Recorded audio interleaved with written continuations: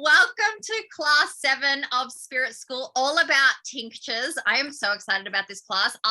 For as long as I can remember, from a very young age, I've always loved creating like potions and mixing things and going to the cupboard and putting things together. And I know a lot of you watching this class will be the same.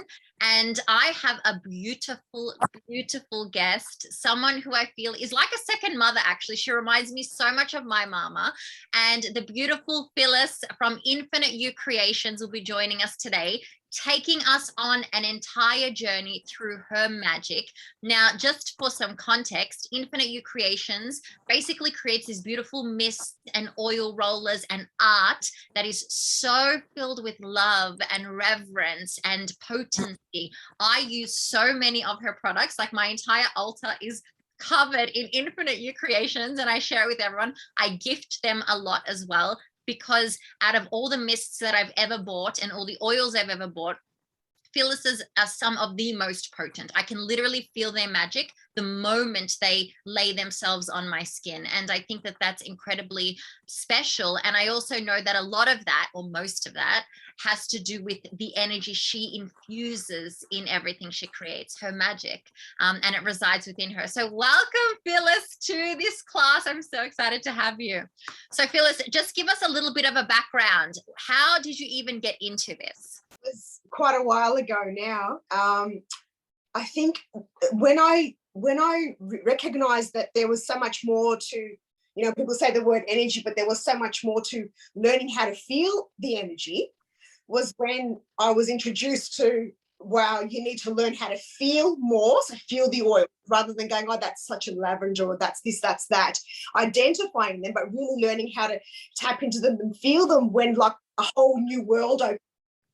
So we're talking 2008 was when I first started to make them myself, but back then I was consulting in Feng Shui and a lot of energy and space. So originally my work began in 2003, so we're talking a long, long, long time ago.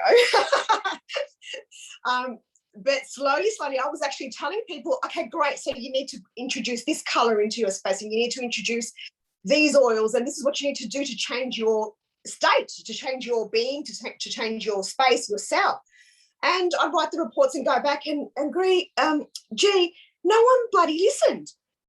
They actually didn't do what I wanted them, and I felt so disheartened, and I thought, oh my goodness, well, so I'm going to make them. And I could come across a mentor who was my medicine woman, and she taught me deeper aspects to feeling. So actually, picking up a bottle and not telling what it is, and really feeling it, and then having the courage to say what I felt, oh, it's fire, oh, I feel this, oh, I feel that, without feeling, embarrassed or, having any part of my being that was like, oh, what if I make a mistake? She was just so loving and so generous with her spirit, and that encouraged me more to sort of tap into the intuitive part of the blending of my work. So that's how I started. I stopped. Love that. Oh my God, there's so much magic here. So to reference everyone, if people are unsure, there are obviously different kinds of things you can use mists and tinctures for. Now, traditionally, tinctures are used in food medicine. So basically you create, using herbal blends, potent medicine, which uses bioregional medicine, and you use it in your food. So even as simple as using bioregional honey, so the bees that are native to your suburb and the honey they produce is known to help with your allergies if you suffer with pollen allergies.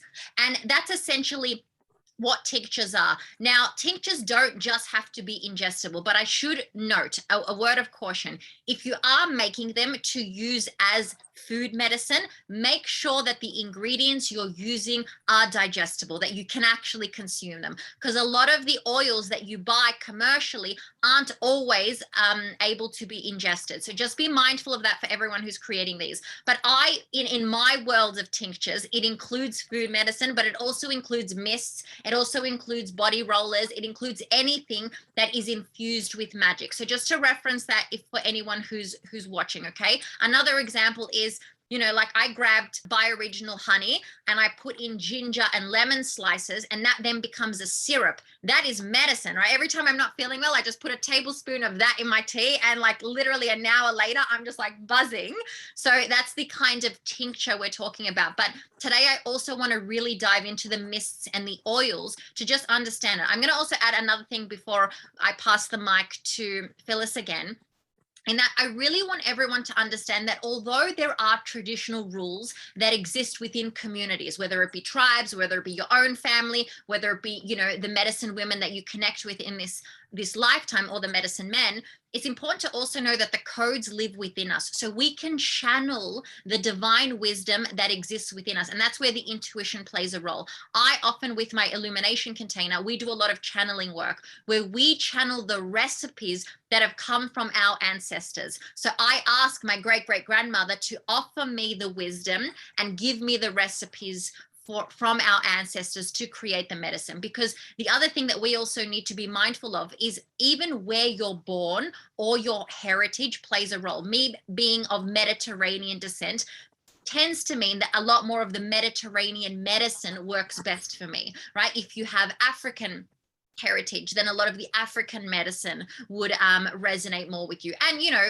we don't live in a one dimension, so depending on your past lives and, you know, the energy of experience, but oftentimes even based on what your predisposition is will make a difference into what medicine you're called to. So I just wanted to add that for some context for all of those who are really experiencing this. We have an entire workbook available on the Spirit School class page, so you can download everything. You're going to make your own little tinctures today, but I'm just going to hand the mic over to Phyllis now to take us on a little journey on her creative process. Like, how do you birth these beautiful mists and oils and medicine? Everything you said is 1,000% absolutely correct.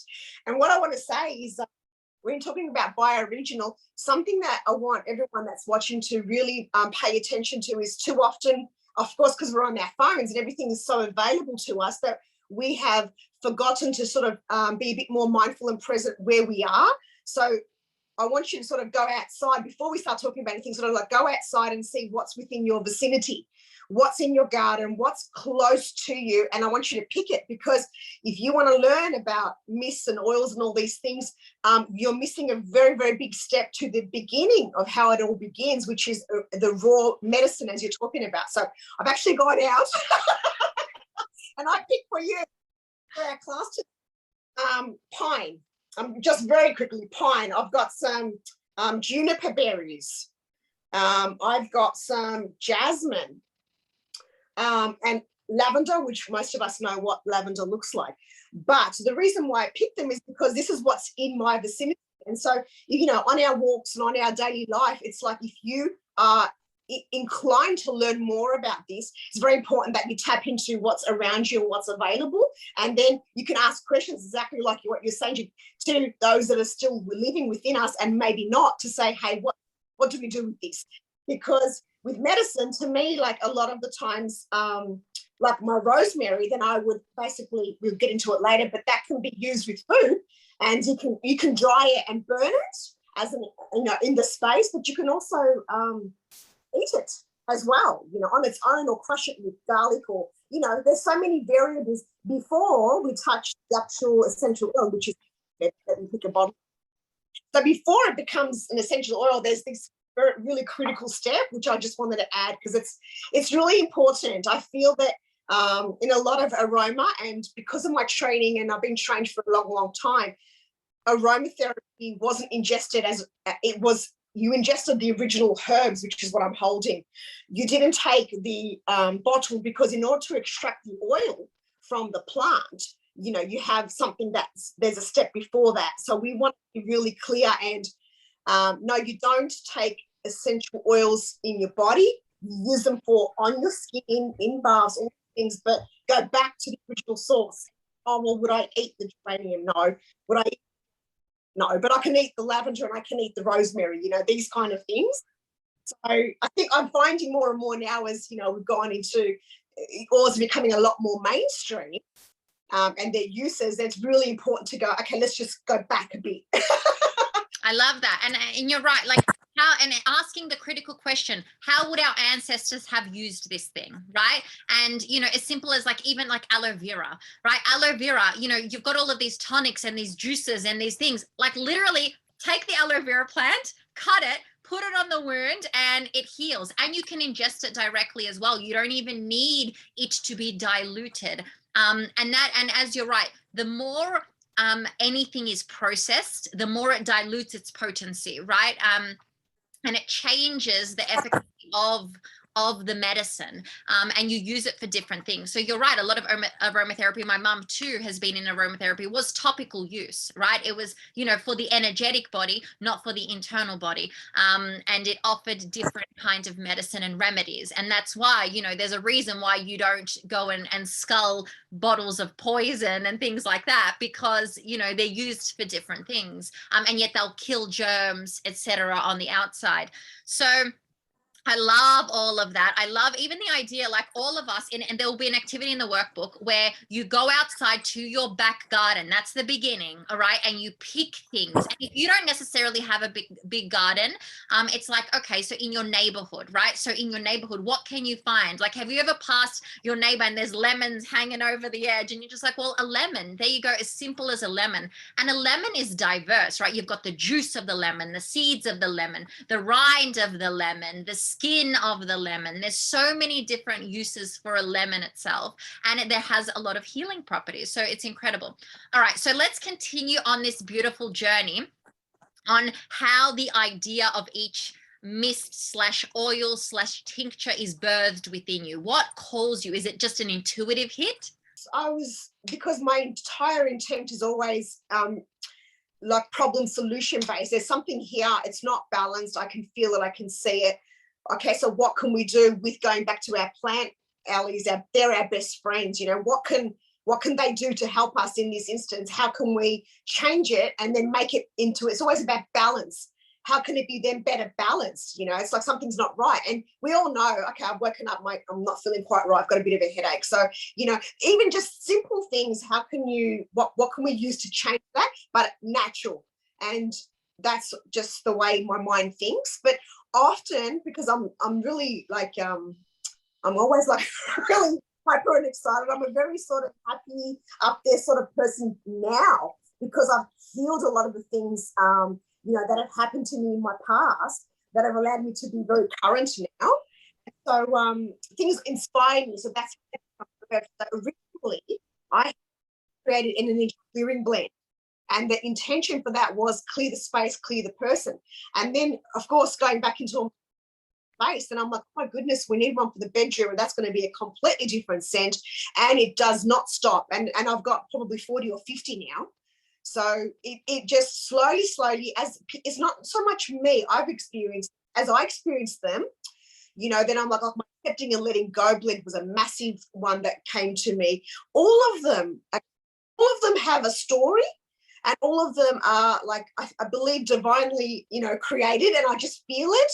And sometimes I'm a nutter sometimes because sometimes I can't sleep. I'm like, oh my goodness. And I actually literally have to get up there and there. And I've had places where I've got my studio with me now, but I've also hired space to create. And sometimes it's been great, but also the difficult part of it, write it down and then go into a studio and make it, because it calls to be made. So it's like my body will not allow me to not make it. So it's almost like I have to make this blend now. And whether I need it, or sure as enough, someone comes along and they need that scent, or it's absolutely needed externally because I provide so many stores and use them. I don't know who they are and I don't need to know, but that's the beauty of the work. It just gets out there and it ripples into people's lives and spaces. So I love that so much. And I think it's important to note that a lot of people watching this today, this class, you'll resonate with this because you've had past lives as a medicine woman, as the alchemist, as the herbalist of the village. And so all of this will feel familiar. So you too will have this calling and this yearning to explore this path. And I think it's important, as we're witnessing and hearing from Phyllis, is that it is very much an honoring of the call, right? So you feel this pull, you feel this nudge to explore, just go on the path and explore. You actually really can't get it wrong, right? It's about, let me play with life and life will play with me. And when I allow myself to exchange this beautiful energy, I'm always going to amplify what is, right? And I think that that's been your entire unraveling and your journey, just exploring. And I know, even like, I own a lot of your scents, but some literally feel like I've known them for lifetimes. Like the love temple, for me, the moment I touched the love temple, it was like I have felt this energy in many past lives. It literally took me on a journey, and I use it in meditation practice. I use it in sacred ritual. I use it in spells because of the potency that exists within it. And it really does resonate with me. And, you know, for those of you who will be creating your own tinctures and medicine after this, it'll be about, for now at least, exploring what you're called to. And if ever you want to make it a career like Phyllis does, of course, that will be a pathway that you can explore later. But it starts with the playfulness. It starts with the curiosity of working with the mother, which is earth, right? And listening to her divine wisdom and letting her communicate with you. So there's a lot of reverence when it comes to connecting with the earth spirits. And I have friends, for those of you who watch the plant medicine class, you know, Renee, who is Lady Pachamama, who works with earth spirits, it's also important to ask for permission. We're not just picking things and taking them and calling them ours. We are connecting with earth and saying, you know, let's exchange energy. I give thanks and I accept your medicine and thank you for offering it to me. So I think it's important to also acknowledge that the land gives us the medicine, the remedies for all ailments in the world, for all imbalances, because there is no such thing as disease. It's dis-ease, right? It's an energetic imbalance, and that's what this medicine does. It restores the balance. So let's continue. I'm so intrigued and fascinated by your world. So wherever you're taking us next, we're on board. I just want to share too that your formula is really unique to you and to your energy, as you were saying. So, you know, the magic is in you as well. So as the magic it resides within me and within you, it's also within you as well. So I've got my pen and paper because I just want to say, like, you know, in my early days, I'd made some incredible things, but I made the mistake of not writing the formula down.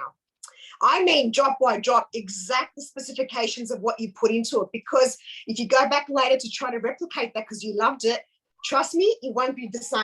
So it's very important that you write down something that you're doing, and also in the writing, to me, that's the channeling, when you're like, I feel like I need to make this. I've done this, and then you go back and you can it and think, oh, what did I add in that? That was incredible. Well, what if I add a drop of this into it? What will it do? So that's really important. Yeah, because that's just a little tip along the way that I learned. Love that. Write things down. Once you begin, like you say, know what you're attracted to and what you're not. And I always say, your nose knows. You know, your nose knows I like it and I don't. And often in life, you'll see the things that you might not like now. There's a specific reason for it. Don't go against it. Just slowly figure it out. You'll be fine. You'll know what to do. But there is a path, and just follow it and have that courage. And there's no right and wrong. There's no like, I made this. No, that's your formula. That's for you specifically. And sometimes, actually, most of the time, your intuition will take over from logic. The logic will say, oh, you can't put this and this together. And it's like, who said? Who said? No rules. This is it. Just experiment and play. And it's the most amazing place. Amazing. I love that. And I agree. And I think that, you know, the medicine, as you said, is birthed from you, and it's just, you know, using the tools around you to create the medicine, right? And I think you're right, even with the scents, and that includes all kinds of magic and energy. So sometimes you're drawn to certain colors, and it's because that's what you need to amplify a certain thing, or flavors or scents. I'm a very musky kind of person. I like musky perfumes, very unisex kind of smells, but it wasn't always like that. Sometimes I love the fruity, right? When I'm called more to that kind of energy, or the citrusy. I'm yet to explore the floral, although I do love neroli and ylang ylang. They're like, you know, but I do also love the woody kind of earthy smells as well. So it's interesting what requires balance within me. Do you know what I mean? And it's not just about, you know, you can talk about Chinese astrology and all of those kinds of earth elements, but you can also talk about even just your chakras, and you can talk about your energetic body and you know, even the health, the internal state of health. So there's so many different things that require balance. And the good news is this, is that you as a person, as well as your environment, as well as the community, as well as the collective, as well as the universe, is constantly moving itself to a place of equilibrium. Okay. So whenever it senses imbalance, it will naturally move back to equilibrium. So you don't need to try as much as you need to allow. Okay. So that's all we're doing with this playfulness. It's we're allowing it to come through us, as opposed to, oh, I want to create a tincture. What should I create today? It's not like that, right? It's more, I'm being called to explore this one thing. Like, for example, let's say you have an issue with a candida overgrowth. Okay. Yes, you have traditional modern medicine, Western medicine, but all of a sudden you keep seeing a pop-up of lemongrass, for example, and you're just like, this is weird. Why do I, or rose hip tea, right? I'm getting called to rose hip tea because I know that they're paired together, right? I'm getting called to rose hip tea. I'm getting called to rose hip tea. Let me just explore it, right? I don't need to know whether it works or doesn't work. Let me just explore it. And I also think exploring the unknown and the placebo also serves us when it comes to creating all of this beautiful magic. Okay, so what I would love for us to do today with you, Phyllis, is obviously you're not putting rosemary in a bottle and you know that becomes the mist. So what is the journey of creation? So first it's picking the stuff. We've gone into our garden, we've been called to do these things. Do you assign the intention before you've picked the medicine or after? Like, how do you know this is for energy clearing? It's definitely beforehand. So let's say you're wanting to, you know, okay, first and foremost, I know you're sitting here and you're watching me with everything behind me, but I also need you to know that what you're looking at is a combination of, you know, 15 plus years. So as a beginner, or no matter who you are, and you may even have exactly the same at home, it's a collection. So, you know, to prepare your space and to prepare your being, start to blend is the first step. So it's like, you know, if you go out and look, I don't smoke. I keep my energy very clean, and I make at all times, especially if I'm blending or doing projects. I have to maintain and make sure I'm very diligent with what I watch. I'm very diligent with, you know, what I eat and all these things. That's been my journey. So number one, I want to say, like, tune into yourself and go, okay, well, am I good today? Because if you're not feeling quite right, leave it and go back to tomorrow, or just tune in and just check yourself first. You know, but what do I need? Where am I at? So make sure your body's right. Let's start by having, you know, instead of throwing away all our jars, keep them and, you know, wash the labels off them and go, that's an jar. What can I can keep something, I can dry something. And it starts like that. And then eventually you'll end up with the huge things and you'll know what to do with them. A lot of the things I shared before, I mean, this is for drying. So I would be drying, I would be crushing them. And we're going, instead of starting with the sprays, it's interesting, we're going to go straight to, you know, herbs as in crushing them. And then this is for burning on charcoal, so clearing in that space. So a lot of my fresh things are dried and then to be used either burning on charcoal in the space, or sorry, G, we're going straight to the oils. Love it. I love it. So then this is, and I feel like we're going there because it's a lot deeper, because it's going to be applied on the body.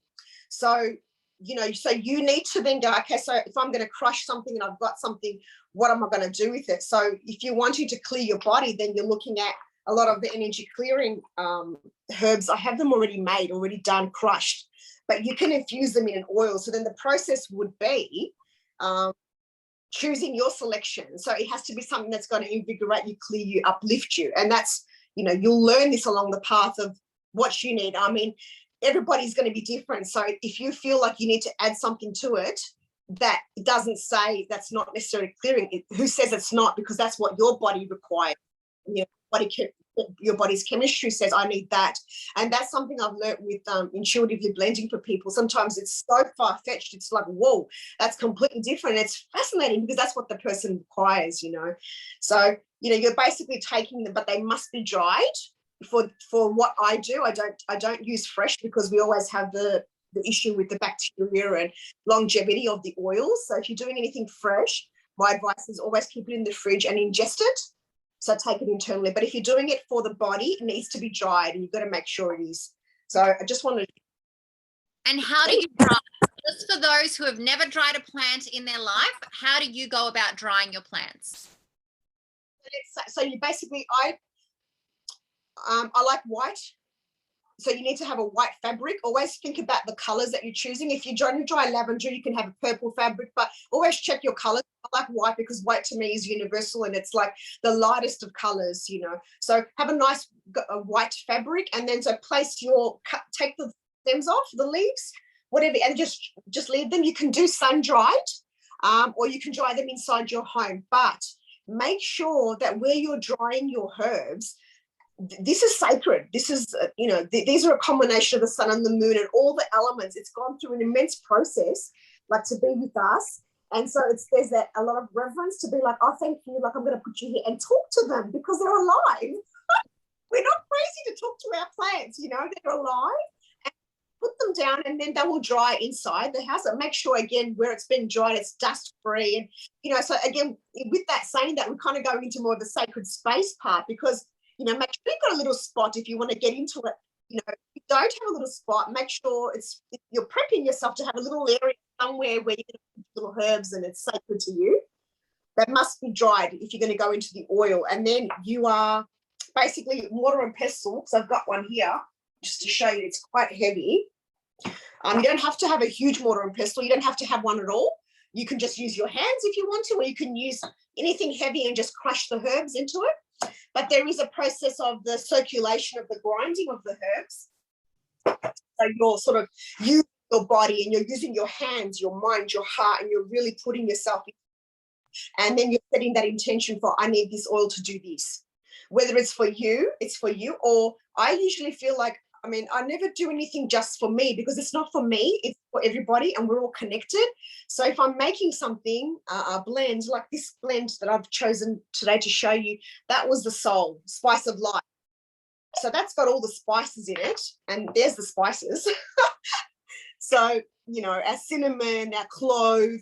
So I know we probably going into a few other steps, but there's the original ingredients.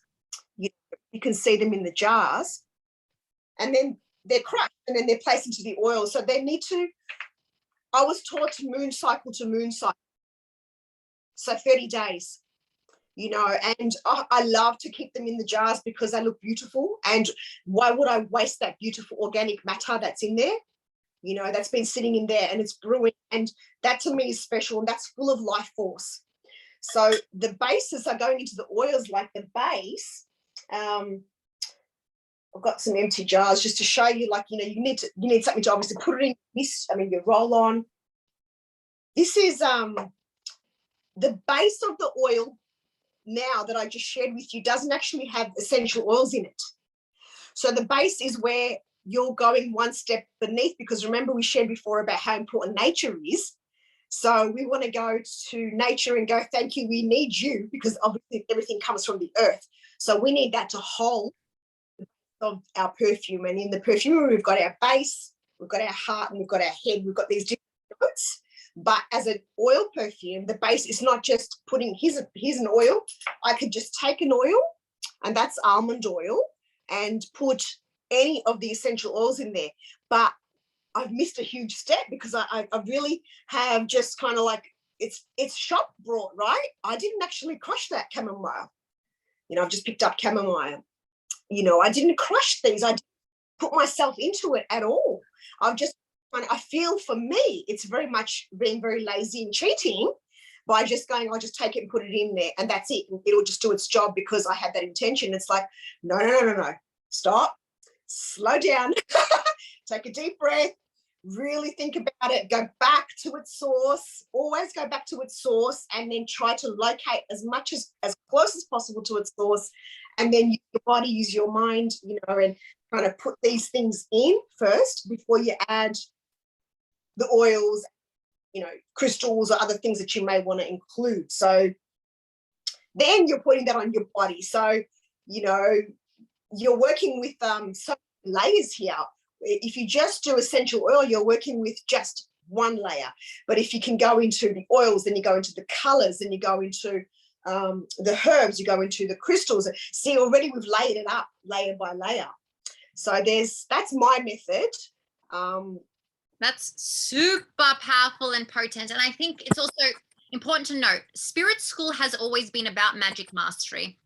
And the two things required for mastery, in my opinion, are attention and intention. Our ancestors had a lot of intention, and society today has a lot of, they had a lot of attention, whereas we have a lot of intentions. We want this, we want that, we want this, we want that, we want this, we want the quick fixes. Whereas our ancestors used to brew one tea for their entire lives, and that was their sacred medicine, right? So we want to marry those two worlds. So as Phil has said, like, let it be a journey, and don't think that overnight you're going to be a master tincture creator and that will be, you know, your new purpose. It does take devotion and dedication and commitment and experimentation and allowing the journey to evolve. Mastery does require time and space, right? It of course requires intentions, but there are layers. And each layer amplifies the same way during spells, where we do call in the ancestors, where we do use the crystals, where we do use the herbs, where we wear certain things, we have the wands or we have the sigils. All of that adds a layer, because even when it comes to everything that Phyllis is creating, even the labels that she uses, her logo has, you know, the wheel of life, is the seed of life, sorry, as her logo. Even that is significant if you've looked into the history of the seed of life, and essentially that is the fabric of all that is. Even that is intentional, right? Every single thing is intentional, and it all adds to the potency and the magic of everything you're creating. Okay, so we've gone through this journey. We've picked our beautiful bioregional medicine.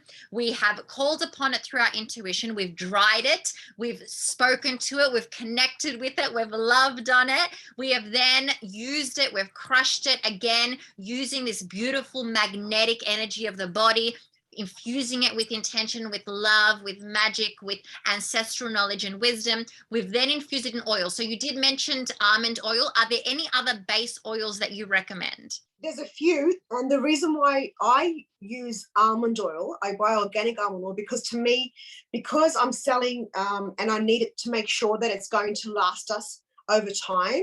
I have found that in all the oils, jojoba is very nice too. I like jojoba, you can use that, or almond oil. I found that those two were the ones that would last the test of time, meaning I need it from a commercial perspective for it to last at least a year. And so most of the other oils, no matter, even if you're adding the herbs or essential oils to it, it won't matter. It'll actually go rancid. It won't last. And so I found for me, for what I do, those two oils to be, and it's got a lot of vitamin E. It's a beautiful oil. It's very soft. It's just, I love it. So that's what I use. You can use olive oil as well, but I find is a really very strong. And to me, the olive oil to me is medicinal. Just drink it. Don't bother putting it on your body. Just drink it. You know. But that's what I found. That's what I use. And there's so many other oils, but experiment. With coconut's quite nice too. That's nice too. But I know everyone's a coconut person. So for me, in the way that I think, I make sure that whatever I'm creating is going to be available to everybody, and I don't want to exclude people. So that's my method. Yeah. I love that. And I think it's important to note, for example, as we spoke about earlier, the predispositions. If you are connected to Mediterranean ancestors, and it doesn't have to be in this lifetime, it can be through past lives and through channeling, then olive oil holds a lot of medicine for you anyway, right? So you would, as Phyllis said, you can use it on your salads and in your medicine, but be intentional about it. Don't just sprinkle it on for the sake of sprinkling it on. Think of it as, this is medicine, right? This is going to heal what it needs to heal. The same way in the Reiki class that, you know, we call upon the energy and we let it do what it needs to do. It knows where to go. Okay, I instead infuse it with the intention to heal, and it will heal. I trust that it too is divine. Okay, and the divinity exists within it. I don't need to micromanage medicine. All right, I instead need to allow it to do its job. And like coconut oil, if you know the tropics are connected to, you may want to use it. Like I use coconut oil every night on my body. But as of recent, I'm being moved to a different kind of oil. So, you know, again, you're going to go through cycles. And as you continue to evolve, you will be called to different things. But I love that. So we have almond oil and we have jojoba for beautiful two base carriers. Okay, so once you've created the oils, how do they then become mists? Well, that's that's a whole other topic. So we're going, which is, again, that's separate, because now you're not applying it to the body. To me, applying something to the body is very sacred, special, it's very personal, and it's on your body. It's going to go right into your bloodstream. So that's really personal. The sprays are different. But just before, as you were talking, Jen, you reminded me of my mum when I was growing up. She would take frankincense granules, and that's frankincense granules in there. What she would do is put a spoon of olive oil on the heat and drop in some frankincense granules on the stove, and she'd massage us. So I just wanted to share that, like, look at that, you know. So we do, that's how I grew up. So, you know, we've all got our little, if you go back and think, well, did my mum massage me? Didn't she? Or, you know, what's just, again, us have a look. It opens you up to so much of your history in the past. You just, it's good. Amazing. Sprays, where are we? Okay, so the sprays are different because obviously we're not going as deep. So the spray, we are working with essential oils and distilled water or floral water. Now, again, even with this process for me, I mean, my dad was distilling a lot of things growing up. So I learned from my father. My dad taught me how to distill. So we're not talking about distilling, we're talking about, again, taking the raw plants, fresh, putting them into a distiller, steamed, and then that produces water. So I've got two different ones to show you. You can't see it because everything's always kept in dark bottles. And the reason for that is because it protects it from the light and it preserves. And again, I feel like with the oils and everything, if they're kept dark, it's like it's back in its cocoon, back in Mother Earth, back in the soil, back in the ground. It can't be touched by what's going on above the ground, you know, which is external. You know, it's almost like back inside and it can't be touched. And that's how I feel. So, so I wanted to show you, that's one method. You can buy distilled water if you want to boil the kettle and use your own water. You can, so long as it's pure. Think about how clean the water is that you're using. I don't use any fragrance and I don't use alcohol. So no fragrance, no alcohol, never have, never will. They are synthetic and they don't belong in my world. You can use them if you want to, but I will guarantee you they're not going to change your energy. And we want to change you. We want to lift you. We want to take you elsewhere. We don't want you to stay, you know, very just, it smells great. It's very, you know, topical, cosmic, whatever you want to call it. No, the right word, but you get what I mean. It's just like, it smells good, but that's where it stops. You don't want that. So you can purchase floral waters as well. You can buy them. You can buy rose floral water. So basically, it's really all about making sure you've got measurements. You need to have some tools with measurements. I mean, I use these. They're called coining, where they've got measurements. You need to have some things to be able to pick up your oils. So you need to have some tools. It doesn't have to be anything fancy. Even what you've got at home, you know, your measuring cups that you make your you know, scones with or your cakes. You know, it doesn't matter so long as you know exactly what you're using. Again, go back to the formula, write things down. I've picked this up. I want to show you how clear it is. So you can see it's really clear. This is a eucalyptus filled with my dad, 2016. So we're talking 5 years ago. This would be here for another 10 or 20. Nothing will happen to it. So you can see that. I'll pour a little more in there. It's just clear. But you can't smell it, but it smells like I picked up a whole heap of eucalyptus leaves and crushed them, you know, and that's a base. So again, for me, it's not so much about, again, it's just my nature. It's just the way I'm made up. I don't want to just cheat. I don't want to buy something. I really want to be able to put that energy and that effort in to extract what I can from nature with as much respect and reverence, of course, because it's like you're there, you're flowering, you're giving yourself to me. I'm going to make sure that I do you justice. I'm going to make sure that I take that and spread it as much as I can to everybody so they can feel you. So we always come back to how much you feel. So you need to really feel it. Feeling is a huge part of the work. So basically, whether you've got your distilled or you've bought it or you've boiled the kettle or you've used any spring water, you've got to have your bottles with you. And these are mine, little ones, my small and big ones. Sorry. and you got to have your atomizers, whatever it is that you're using. And the process is Again, you want to know what you're creating. So I'm going to go take everything away and go into, where am I, Phil? I've prepared different oils here. So you can see the differences in color. And this is a huge thing in perfumery that people are not aware of. When you go into, where are we going into? Chemist Warehouse, and there is a huge amount of fragrances and they're in perfectly clear bottles because it's synthetic, right? It's only alcohol and synthetic fragrance. There's nothing in it at all. Forget it, it's rubbish, it's not for us. But if you want to, you can still use beautiful, that's clear as well, but it's full of goodness. But if I put that into a clear bottle and add oils to it, it's not going to look so great because you'll see the oils floating on top. And I'm still very much, I like to keep it as raw as possible and take as many steps as possible.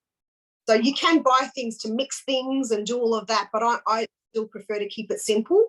So you're pouring it in. Which would you like, G, that one or that one? Definitely the dark one, because all of mine are in dark bottles too, because as you said, I think it does offer a protection. You just basically, you've already got it measured, you're pouring it in, and before you do that, again, always make sure that whenever you go to, we're missing, because we're talking and we're sharing, we're missing steps in terms of, you don't just go, I'm going to make a spray right now. And you can do that, but it's really important to, again, check in with yourself and be like, what am I doing? I need something. And usually you'll feel it. Your body will be like, I need this right now. And that's the best time to create it. Go in there and make it. There's no right or wrong, but always remember to write it down. So you've got your bottle, you poured your base in, your base, and then you can choose from your selection. I like to, when I feel that you will get the most benefit from shutting down your external. And what I mean by that is let your hands be the guide, because they'll never lie to you. You'll always be like, okay, whereas if you see something, I'm going to be like, I'm so drawn to vanilla, like I love the deep dark color, but that might not be what I need, so it's always about how do you identify what you need by tapping into your deeper part of yourself. So it's like closing your eyes, choose a bottle. Oh, here we go. I picked up lavender. So that's a calming one. All right. How many should I choose, G? I like to do 3, but you tell me. I instantly thought 2, so that was interesting. Like 2 was the number that came through. That one. Oh, isn't that interesting? Energy clearing mix. That's an energy clearing mix. It's one that I've made with lavender. Isn't that interesting? So that tells me, I'm making it for me. It's like, well, you need to calm down and you need to clear. And it's like, that's perfect because there's a lot going on in Melbourne. So that's perfect, right? So, and then, now the way I've got mine, you should have your oils mostly will have little droppers.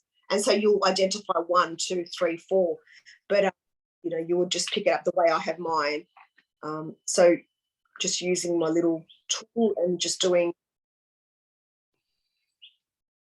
I've done 9 drops, just tuning intuitive. How many do you need, Phil? Ask yourself that question. Be engaged in the process. And don't be afraid, there's no right or wrong. I'm going to do 9 of this one too. Nah, I'm going to go 11. I heard 11. So it's like, go with your feelings. Go with like I see it, I can see it, I can feel it, there's no right or wrong. And then you put the cap on. I have to use that one. Oh, it's a bit big, but that's all right. You can never scissors me. So you should know that a lot of the atomizers come long and they need to be cut as well. So they're working in the background.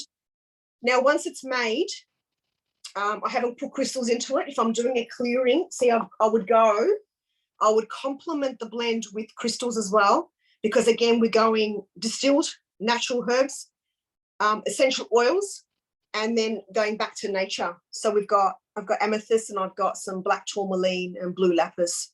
So then I would take them.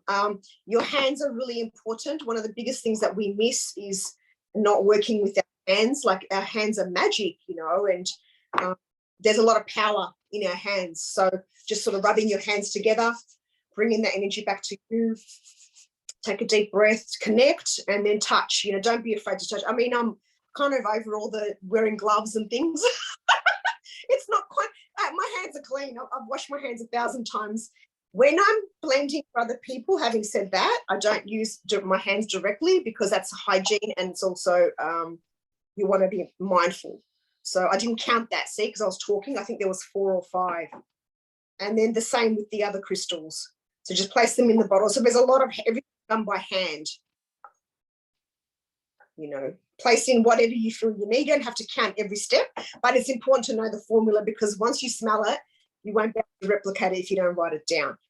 And the way I was taught is female, male, so feminine, masculine. So the left side is your feminine and the right side's masculine, and always connecting. So your heart, it's like a big triangle, your heart, your hands, your head, you know, and just holding that upright upper part of the body. And just, this is the way I was taught, you know, and this creates that circular motion in the bottles.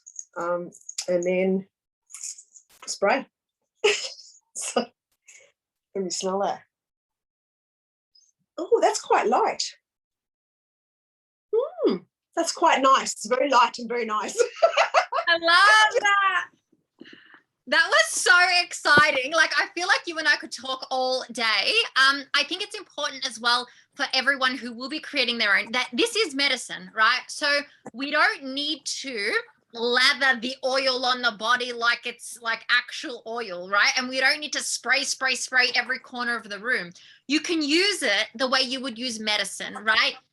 It doesn't have to be used every day. And it, like, people will always ask me, what do you use to cleanse your space? And I'll be like, whatever I'm called to on the day, right? Like, sometimes it's just my energy clearing spray from Phyllis. Other times it's actually saging and Palo Santo. Other times it's rosemary. It's whatever I'm called to do on the day. You would use it as such, right? So not every day, just because you've created a mist and you're called to it. You may also receive a download as to how often you should use it, okay? But most of the time, it's when you're called to use it. The same way that right behind Phyllis is 15 years plus of accumulated medicine. You too, over time, will begin building your own medicine cabinet, right? Using nature's medicine. And, you know, you may be creating something now that you don't know yet, but it's actually something your daughter will need when you have a daughter, right? And, you know, that's why it's being birthed through you, because right now her egg is calling you or something. So you never even sometimes know why it's happening, but we just need to trust the journey and the unraveling. And that was so much fun. Okay, so we have a toolkit as to how you start creating the oils and the mists and the tinctures. Now, this is the beginner entry level, everyone that's watching, right? I highly recommend working with someone if you want to explore this in a deeper way, okay? This is definitely, you know, basic understanding, but it's definitely something you can start already. Like, after today's class, download the workbook, start exploring, have a little play with this. Even if it's just going outside and talking to your roses, even that is starting to build a connection with earth spirits and the plants, right? And, you know, I love that. I'll never forget growing up. I had this family friend and we would hang out all the time. And him and I one day were in my grandma's garden and we went and picked a whole bunch of flowers. And our grandmothers made us go around to each of the plants that we picked and apologize, right, for just yanking them out. And I'll never forget it, because it taught me so much about our connection with nature. And it's funny that was just that one moment, but it stayed with me my whole life, because now I recognize I never just pick a flower now, right? Like, I will only ever pick a flower if I'm going to use it for something, right? Like, if it serves a greater purpose. It's not you pick it, you smell it, you throw it on the ground. Like, never in my life does that happen. Or if I'm going to offer it to a friend, right? There's always a reason for the exchange. It's so special. This was so much fun. Thank you for letting us dive into your wisdom and your mind and your energy. I have all of Phyllis's details and links available in the workbook. I highly recommend her products. And that's another really great place to start. Buy a tincture. See how you build a relationship with it alone, right? And see, like, one that's already been created from someone who does this all the time.